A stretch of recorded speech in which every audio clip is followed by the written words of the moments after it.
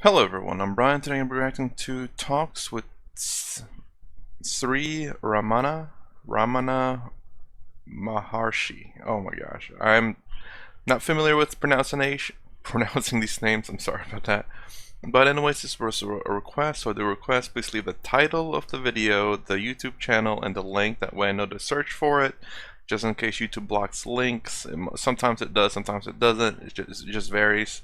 But anyways, let's go ahead and give this video a shot. Oh, CC on first. I know it's in English, but I just want to make sure I hear everything that I'm hearing and seeing are the same. Sometimes I may miss a word, but I can read it.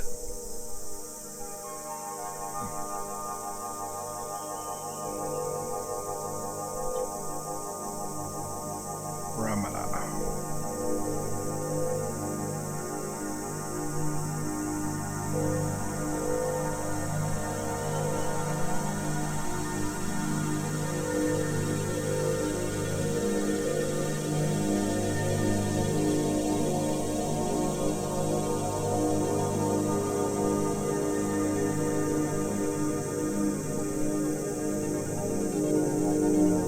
If there be a goal to be reached, it cannot be permanent. The goal must already be there. We seek to reach the goal with the ego, but the goal exists before the ego. What is in the goal is even prior to our birth, to the birth of the ego. Because we exist, the ego appears to exist too. If we look on the self as the ego, then we become the ego. If as Oh, he's reading a little bit too quick. I was trying to think about it. Sorry, I don't like rewinding, but I got to. we exist, the ego appears to exist. Because we exist, the ego appears to exist. Okay, so again, the first video where he talks about ego, which is the Swami video, where it talks about ego as in the waker, the dreamer, and the sleeper. Too. If we look on the self as the ego, then we become the ego. Okay. If as the mind, we become the mind. If That's me right there. as the body, we become the body. It is the thought which builds up sheaths in so many ways. The shadow on the water is found to be shaking. Can anyone stop the shaking of the shadow? If it should cease to shake, you would not notice the water, but only the light. Similarly, to take no notice of the ego and its activities, but see only the light behind. The ego is the I thought. The true I is the self. Realization is already there.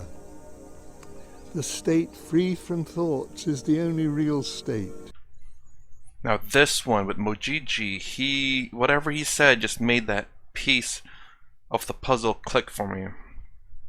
And actually I was thinking about this as I watched that video and as I read comments sometimes. It's like we all have puzzles for everything that we do in life and whatever we think about. And if I'm trying to understand something, that thing that I'm trying to understand is a puzzle. And every puzzle must fit in place. A person cannot come up to me and say, and grab his puzzle and try to fit it into my puzzle. It's not going to work. Because his puzzle and my puzzles are different, even though they're the same problem. Because of how we solve the puzzles and how the puzzles are shaped. How we see the puzzles are different, even though it's the same puzzle. So how a puzzle fits into place is different for each individual.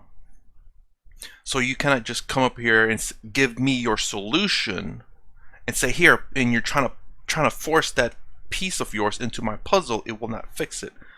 You have to tell me, you have to explain how you understood it, basically how you solved your puzzle, and maybe I can use that to fit and to solve my own puzzle. And anyways, and whenever it made me think about the Mojiji part. Whatever he said just made that puzzle fit into the state free from thought is the only real state, which is, again, I thought about what Mojiji said, and somehow it clicked to where I was thinking about that, where it says, who is this? Who am I? And when I thought about that, the only thing I could see was black, just blank, nothing, nothing there. Now I don't know if I'm right or wrong. I mean, I don't know if I'm right about that, but at least so far I've gotten to that point. I just don't know if it's right or wrong. Again, I have to watch more and more. I'm slowly understanding these things. A state free from, because yeah, whenever that's the reason why it's black. It's just darkness there because there's nothing there. There's no thought, no nothing, until you apply thought to it, which is what Rupert was saying, where there's just a state of nothing, and then your thoughts just flow through it. And until the thought flows through, there's just nothing there. At least that's how I understood that. Oh, jeez. Let's continue on before I ramble too There is much. no such action as realization. Is there anyone who is not realizing the self? Does anyone deny his own existence? Speaking of realization, it implies two selves, the one to realize, the other to be realized. What is not already realized is sought to be realized. Once we admit our existence, how is it that we do not know the self? Oh, because of the thoughts, the mind. Quite so. It is the mind that stands between and veils our happiness. How do we know that we exist? If you say because of the world around us, then how do you know that you existed in deep sleep? So, this actually, it goes back to some videos I watched a while back where how do we know what we know is real? And the best answer that I've heard from that was the fact that we confirm with what other people say. So for example, if I hold up this pen here, is it a pen? I'll ask you, is this a pen? Leave it in the comments below. No, but it's to say, oh, this is a pen. And I was like, well, how do I know this is a pen? I go up to just a random person, is this a pen? If it says yes, okay. So far, that's two people that confirms that this pen does. It is in fact a pen and it does exist.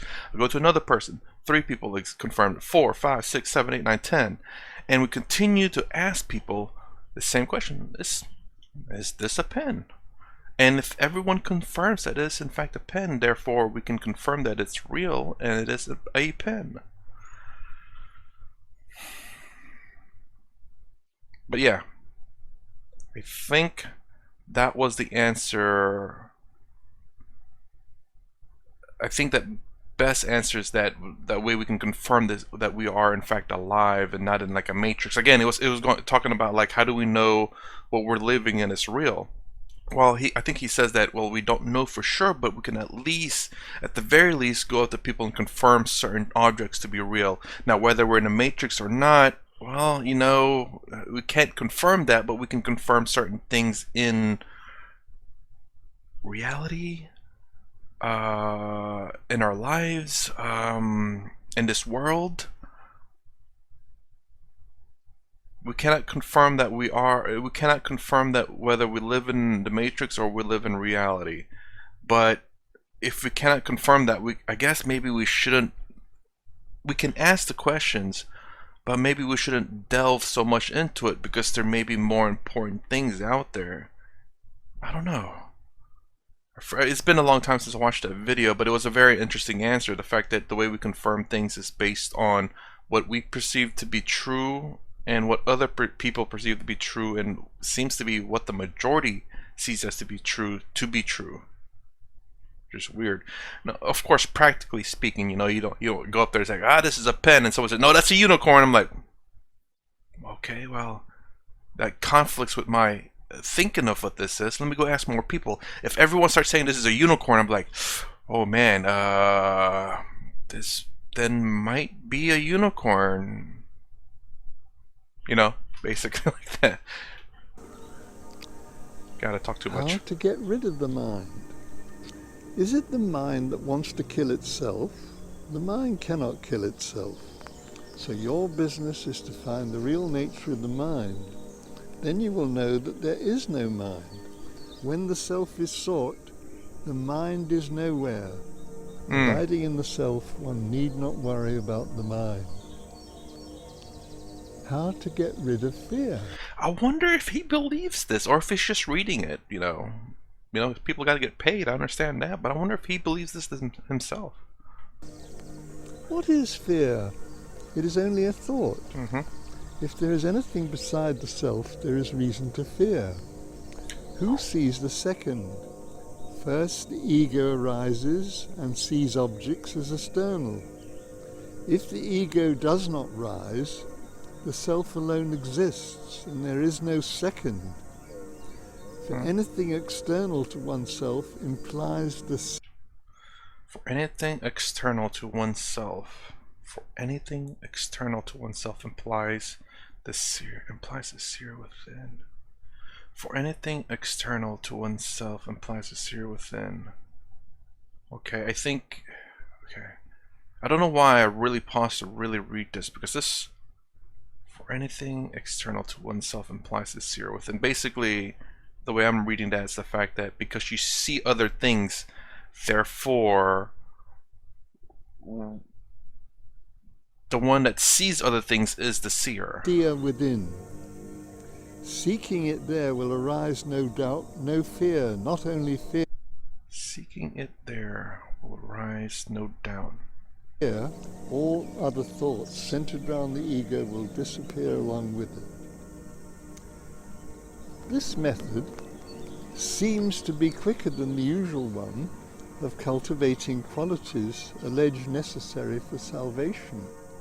All bad qualities center around the ego. When the ego is gone, realization results by itself. There are neither good nor bad qualities in the self. The self is free from all qualities. Qualities pertain to the mind only. It is beyond quality. If there is unity, there will also be duality. If there's unity, there will also be duality. Not sure about that one. I'm not following that one. The numeral 1 gives rise to other numbers. The truth is neither 1 nor 2. It is as it is. The difficulty is to be in the thought-free state. Reality is simply the loss of the ego.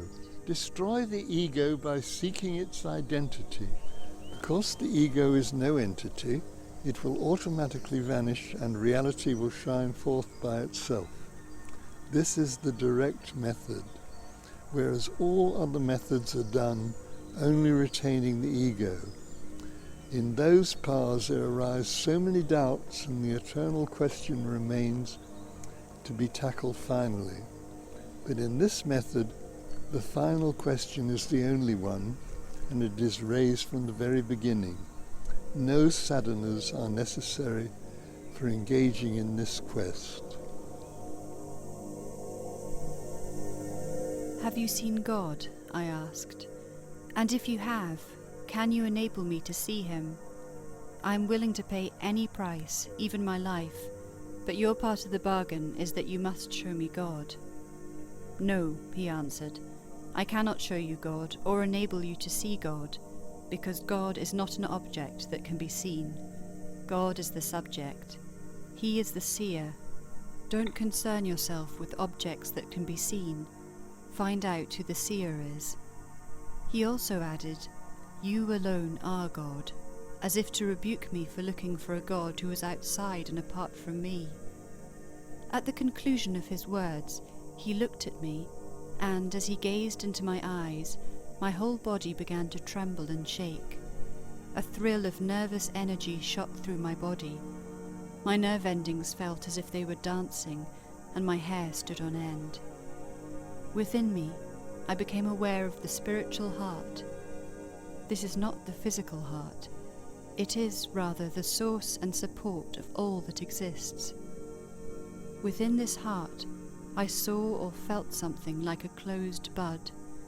It was very shiny and bluish. With the Maharshi looking at me, and with myself in a state of inner silence, I felt this bud open and bloom. I use the word bud but this is not an exact description. It would be more correct to say that something that felt bud-like opened and bloomed within me in the heart. And when I say heart, I don't mean that the flowering was located in a particular place in the body. This heart of my heart, was neither inside the body nor out of it. I can't give a more exact description of what happened.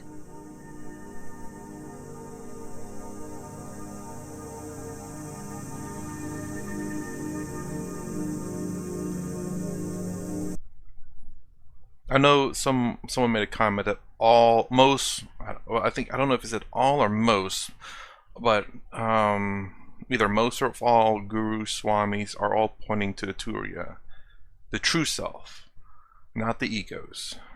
And it's just, again, a whole bunch of, I don't know if they've ever talked to each other or anything like that, but if they never ever spoke to each other, never read each other's books, had no way in any way connected to each other, and they all say the same thing, that is very fascinating. That is very interesting. Because obviously, if you have an influence on something, say for example, something that I think is decently relatable to a lot of people. If there's a game out there, a video game, and people say, "Oh man, this video game is really good," and you go and watch a trailer and it looks really good, you're already tainted or have a bias towards that game that you're gonna like it. But if, for example, I don't know why I said game, but anyway, you still use that one. So if there's this person who never heard anyone say anything positive about this game, never seen a trailer, but plays it and says it's really good, and you yourself like, okay, he says it's really good. You go to another person who never talked to anyone, who didn't hear anyone say that the game is really good, who never watched a trailer, and he goes, oh, this game is really good. You're like, okay, there's something that these two people never spoke to each other, never heard anyone else's reviews. The corruption, the whatever, the influence, the bias is not there, but they both said the same thing. That's basically what I'm going at here, is that if they never talked to no gurus talked to each other, and maybe weren't influenced in some way with each other, and they all pointed to the same thing, that would be remarkable. But don't get me wrong, still, even if they've read books and whatnot and still saw the same thing, it is still something to look at. But it becomes more remarkable if this person who never read any of these books and had that same exact realization as these other gurus who have studied it or who have experienced it, it's saying a lot more to me in a way than someone who's read it and then, oh, I now see it,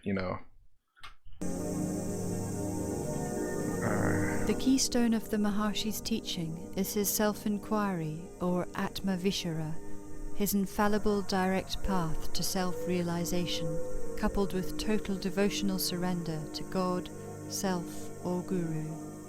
Broadly speaking, Sri Bhagavan tells us that the immortal self, or Satchitananda, or pure existence consciousness awareness bliss, is already there inherent in each of us.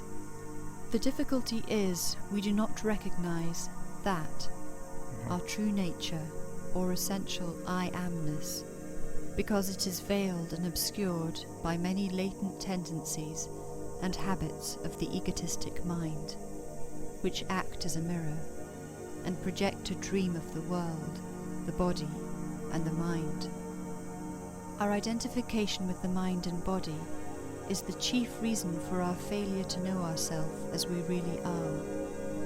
Through persistent self-inquiry, devotion, and surrender of the egotistic mind to God or the Satguru in the spiritual heart, this obscuration and identification is gradually and gracefully removed until the immortal self is realized.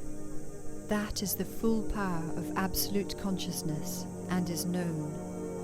The world is seen as real because the substrate is perceived to be as Brahman.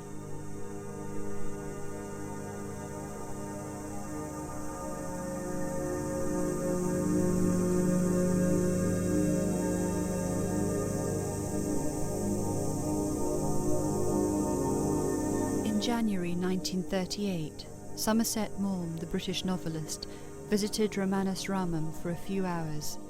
The brief contact he had with Bhagavan inspired Maugham so much he decided to use him as the model for a fictional guru in The Razor's Edge, his masterpiece which was published a few years later in 1944. Maugham also wrote a non-fiction account of his visit in an essay entitled The Saint, which was published 20 years after the event in 1958. The following account, which is taken from this essay, records Maugham's impressions of this meeting with Bhagavan. He uttered a few words of cordial greeting and sat on the ground not far from the pallet on which I lay. After the first few minutes, during which his eyes with a gentle benignity rested on my face, he ceased to look at me, but, with a sidelong stare of peculiar fixity, gazed, as it were, over my shoulder. His body was absolutely still, but now and then one of his feet tapped lightly on the earthen floor. He remained thus, motionless, for perhaps 15 minutes, and they told me later that he was concentrating in meditation upon me. Then he came to, if I may so put it, and again looked at me. He asked me if I wished to say anything to him, or ask any question. I was feeling weak and ill, and said so, whereupon he smiled and said, "Silence is also conversation."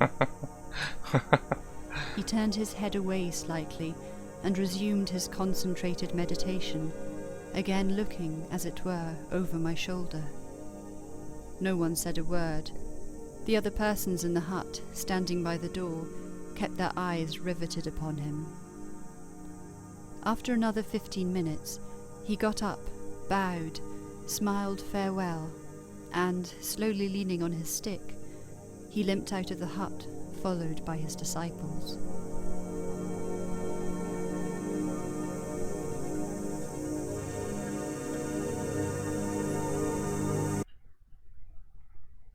Well, I was hoping that maybe the guy would say something like, it's really weird to say silence is conversation also. I figured that'd be the lack of conversation, but I do wonder what he means by that. I mean, the only thing I can think of that is there is a saying that body language is, 60 to 80% of language also. So your facial expressions, which I do a lot of apparently, in my body with my hands. But yeah, that's also part of conversation. There we go again. I talk a lot with my body apparently. I talk a lot with my body.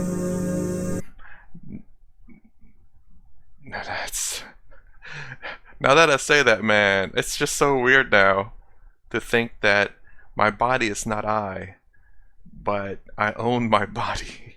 My body, as though it's my property. Man, that has a whole new meaning now. There is no greater mystery than this. Ourselves being the reality, we seek to gain reality.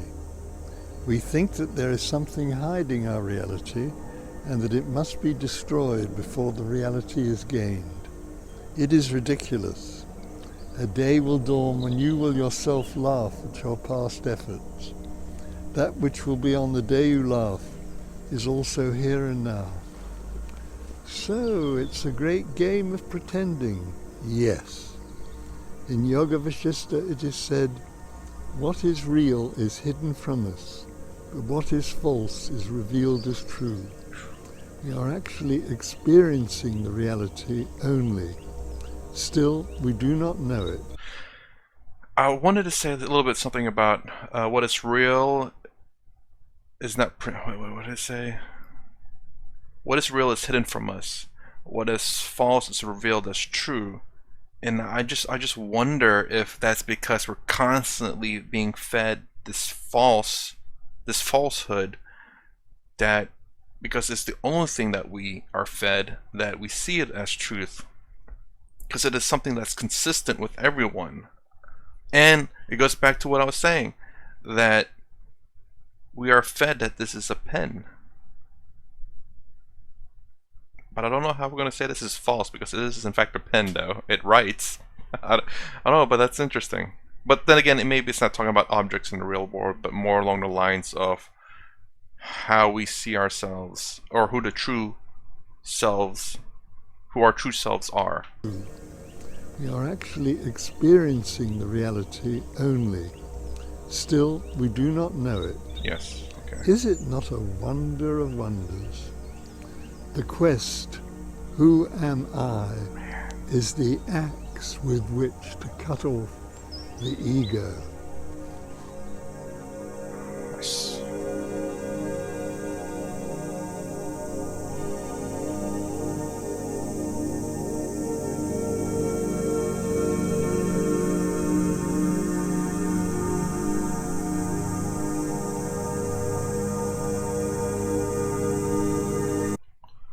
Okay. Well, let me make sure here. Yeah. Okay. So yeah, now I actually really do want to. I do want to make that video, but as I watch more and more of the videos that ask the question of who am I, the more and more I start to understand it. But I want to talk more specifically on what Swami said and how he described it, and maybe a potentially better way of explaining it. I don't know. Because ever since the Mojiji video, I do know what the, well, I wouldn't say known completion, but I think I know what the Turiya is. I think I know what it is. Especially with Rupert's actual video as well. It helped clarify, it helped fit that one piece of the puzzle in there. It's not the complete puzzle. The complete puzzle is not solved, but again, one piece at a time, the puzzle is fitting into place. But it's this ego, the Turiya, and how it interacts with the different worlds in terms of the waker world, dreamer world, and then the sleep nothingness, which is, again, I keep frustrated. I don't want to exclude it because it is still part of the world, but it has nothing in it. But in terms of how I thought about the trains, there is a place for it in my analogy of it. Hopefully, I will go back and watch the Swami videos and get all the film I needed and edit it in such a way that I can present it and talk about it and do my analogy of it. Anyways, that was way off topic. That's my reaction to talks with Siri, not Siri, but oh good lord, good thing I don't have an Apple device. Sri Ramana Maharshi. I'm sure I butchered the name. I'm terrible with names. But if you like my reaction, please consider subscribing. Thumbs up, thumbs down below. Thanks for watching. I'll see you in the next vid.